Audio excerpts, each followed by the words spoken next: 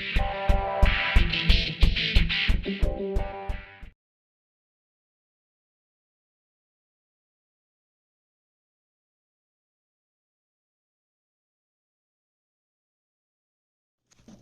what's up everybody? Welcome to Somerville Serpents. Today, I'm gonna put my 2 cents where I feel it belongs. Might be a little controversial. If it gets me hate, it gets me hate. I think a lot of people are gonna agree with this opinion of mine. So yeah, we're just gonna jump right into it. Last night, Mutation Creation, shout out to you guys. Billy Rowe, Austin, King Austin, and Mutation Creation. You guys see this video, tag them. Tag them in the video. Let them know they have a huge supporter, man. They did an awesome, I guess, podcast live last night. It is a podcast.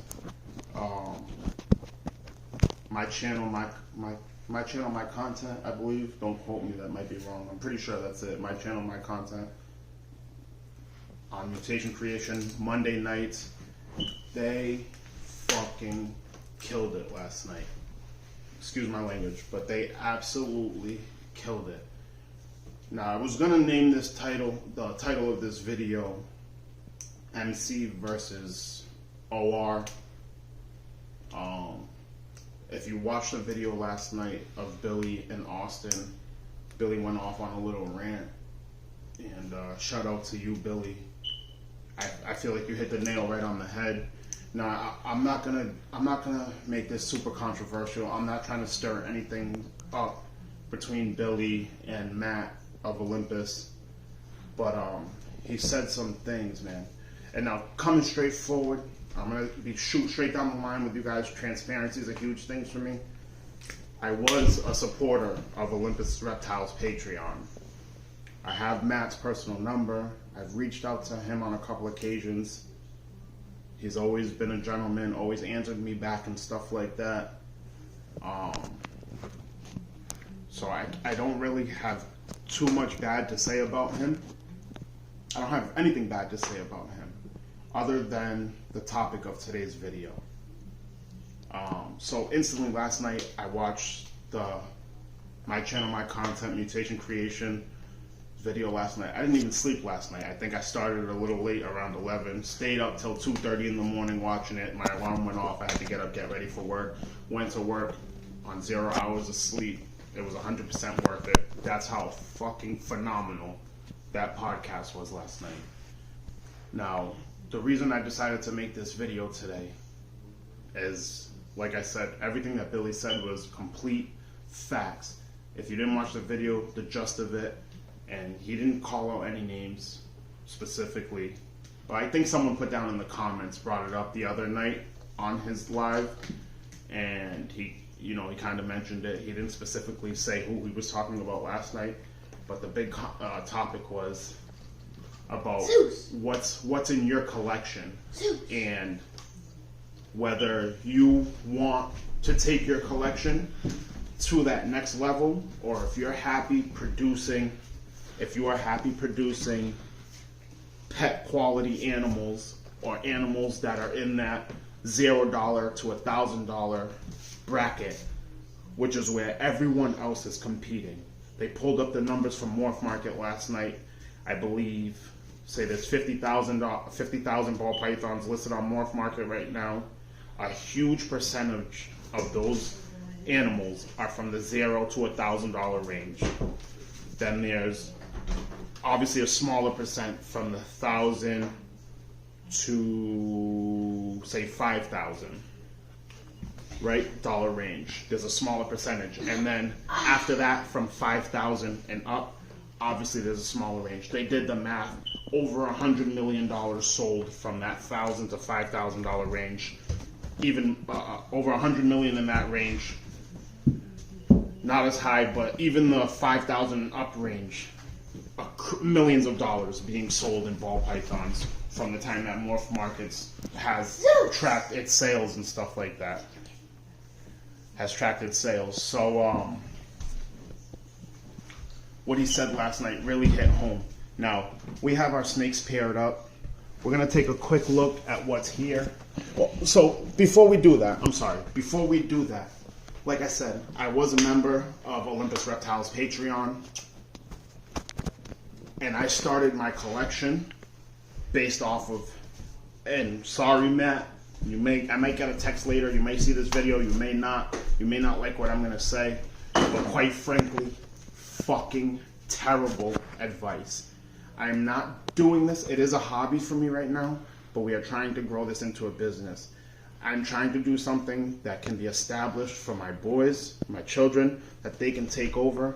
I started off by giving them a terrible example to try to start a business model after. The most piss poor example that I can, and that is my fault. And that live last night woke me up. What he said in that live last night was 100% facts. I don't want them to get into this hobby or to try to turn it into a business and just go for pet quality ball pythons, because then you're competing against 100,000 other snakes. There's, however, I'm sorry, not 100,000, but however many other people there are in that $0 to $1,000 range. You're competing in that tiny little swimming pool that is packed with thousands and thousands and thousands of people. My best analogy for this would be like, do you want to live in an apartment complex that has to share its pool with the city? So every summer you try to go get into that pool and it's jam-packed, you barely have any room to even stand up in the pool and stuff like that? Or do you want to live in a high-rise building off in the city that has its own private gym, its own private pool, and every time you go down to that pool, there's only maybe 10, 15 people that you're sharing this huge, amazing pool with? You know, kind of going off the reference that he made. Of course, you want to be at that level. You want to be in that high-rise with that huge, amazing pool that you don't have to worry about you turning around and bumping into somebody. You have enough room to swim. For all you weed smokers out there, are you going to the Reggie man or are you going to the Kush man that has the best price? Boys, you don't know what I'm talking about right now, so you cover your ears, you know what I'm saying? But anyways, you know what I'm talking about. You don't want to see Reggie. Nobody wants to see Reggie Bush anymore. Everybody wants whatever his name is, Fabio with the one-hitter quitter shit that put you on your, like, you know, it's simple. It's simple. And with that mentality, he's right. So again, we're gonna change things here. We are producing this year some pet quality stuff. We're gonna produce our bells because it's a dream snake of mine. We're gonna produce some pies and het pies because it's also dream snakes of mine. But after this breeding season, we're doing a complete revamp. We are. Because the whole advice that Matt gave, those high quality ball pythons either don't sell or they get traded off between the guys that are at the top of this business and stuff like that, or they only sell them to each other and everything else. From the bottom of my heart, I'm not at that level yet, but I think that's bullshit. And I'm not even simply for me, but I want to put my children in a position where if they choose to continue with this, they can be at that level. So from now on, we're going to buy the highest quality ball pythons that we can get. We're going to buy stuff that's only double, triple, quadruple recessives. We're going to take this to the next level. Billy, again, shout out to you, man. That live woke me up. I appreciate it. So we're going to take a quick look. For examples, this is what I'm saying. So we have a super pastel het pied and a mahogany pied male in there. Mahogany pied, obviously a beautiful male. We got another male shed in there just to hope for them to get locked up. So, but again, pieds, they've been around for a long time. Even if I hit the mahogany pieds and I can breed it back and then get suma pieds and stuff like that, doesn't put you over the $5,000 range where you want to be with pets. Our next pairing, I'm not even going to show these up. The bells, everybody knows what bells looks like. I'm dealing with something lesser and butter and stuff like that. Bells, beautiful pet quality snakes, but that's not going to push you to the next level. And if that's where you want to be and you're happy doing this for a hobby and you just want to produce pets for yourself or produce pet quality ball pythons are going to sell. Obviously, everybody always is going to need that pet quality, but you're never, ever, ever, ever, ever going to be able to have a successful business just breeding pet quality ball pythons, especially with limited room, limited income. We're not rich here. We get it out the mud. I work my ass off every single day to support my family and stuff like that. Every single spare penny that I can save and put to the side and everything to invest back into this business, that's how we're doing it. I don't have a rich family that I came from. I didn't own my own business that is making hundreds of thousands of dollars, and I make pretty decent money doing what I do. But we have a big family, this was not easy. I came from nothing. Again, referencing Billy, he said a few years ago he was homeless. I can relate with that. 4 years ago, I was living out of my car, sleeping on people's couches, to now I have my own house. All my kids are living with me. Everything, like, complete turnaround of life. You know what I'm saying? Complete turnaround. So it's one thing to, like I said, if you just want to do this as a hobby, then don't pay attention to this. This shouldn't have no relevance on your collection or what you want to do. But if you are trying to take this serious as a business and you want to get to that next level, I highly suggest going to watch my channel, my content that Mutation Creation did last night. He made another beautiful reference about a ladder. You never see somebody that needs to get up wants to go up higher to do something. They don't just walk around with a ladder all day hoping to have that opportunity to use it. No, you set a goal, you need to reach high to get it, you go get that ladder, you put it in place, and then you bring your ass up to go and get it. You don't just walk around with a ladder all day. So we're not shooting in the dark anymore. Billy, I truly appreciate the content. We're doing our thing this year, we're going to produce some of this, but honestly, out of all this, we're not holding anything back. We're not holding anything back. This is all gonna, and thank God, I took some bad advice at first. Thank God I saw this when I did, because only our first year into this. Thank God I have the connections that I have around my local area, where I know that I can produce these babies and sell them to pet stores and stuff like that, even if it's at a wholesale price.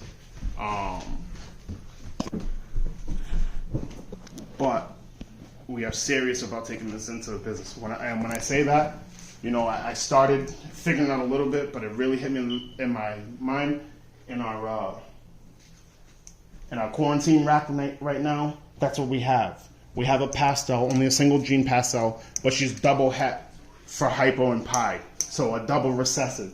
Our clown boy, he's double het for hypo and DG, so a triple recessive. That's the wave that this whole industry is moving in right now. So we want to keep up with the times. I simply don't know how else to say it. I unsubscribed from Matt's Patreon. I was looking on there last night. He's, his most exciting pairing this year is some Xanthic to Xanthic. Nothing too crazy. It involves spider and stuff like that. Matt, again, I'm sorry if I put this out there, and you put it on your Patreon, so obviously it's already out there for people that are in your Patreon. And I'm not shitting on you. Those are beautiful snakes, beautiful pairings, but I feel like your goals are different from what I set out, and I eventually want to one day get this business to here. So if that's what you want to do, I highly suggest tuning into Mutation Creation on Monday nights. Go watch the video that just posted last night. Again, Billy, Austin, thank you guys. I appreciate it. That's it. Quick little rant. I 100% think Billy was in the right for what he said. And that's really it. Like I said, I'm not trying to stir up this huge controversy, but I wanted to put my side out, because as a former Olympus Reptile supporter, Patreon member, and everything else, that was a real wake-up call to me. And some of the stuff that Matt has said in his videos about staying at this level and not trying to get too big, and your $20,000, $30,000, $40,000 snakes are not going to sell and everything else. I don't believe anyone should put a limit on what I'm able to do, what could be possible for me, what could be possible for my family and some of those serpents. So I don't want to hear that noise anymore. So like I said, I unsubscribed from the Patreon, and it's nothing personal. But we got big dreams here, and I hope that you guys join us for this journey, because you're gonna see we're gonna turn this into something that's next level. The kids love it.